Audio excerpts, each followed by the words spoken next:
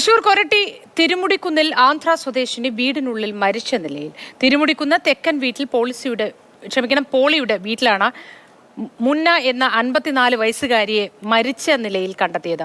പോളിയെ police കസ്റ്റഡിയിലെടുത്തു. ലിഷോയ് വിവരങ്ങളുമായി ചേരുന്നു.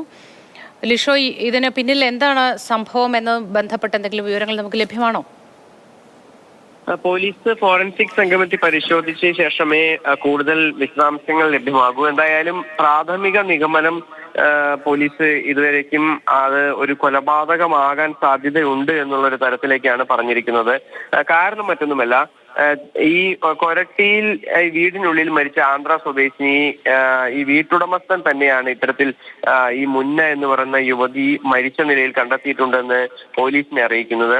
ഈ പോളി എന്ന് പറയുന്ന വീട്ടുടമ കൊരട്ടി പോലീസ് സ്റ്റേഷനിലെത്തി മരണവിവരം അറിയിക്കുകയായിരുന്നു. ആത്മഹത്യ എന്നാണ് പോലീസിൽ പോളി ധരിപ്പിച്ചിരുന്നത്. പക്ഷേ പോലീസ് എത്തി നടത്തിയ പരിശോധനയിൽ മുന്നയുടെ തലയ്ക്ക് പരിക്കേറ്റിട്ടുണ്ട്. തലയിൽ നിന്നും രക്തം വാർന്ന നിലയിലുമാണ് മൃതദേഹം കണ്ടെത്തിയത്.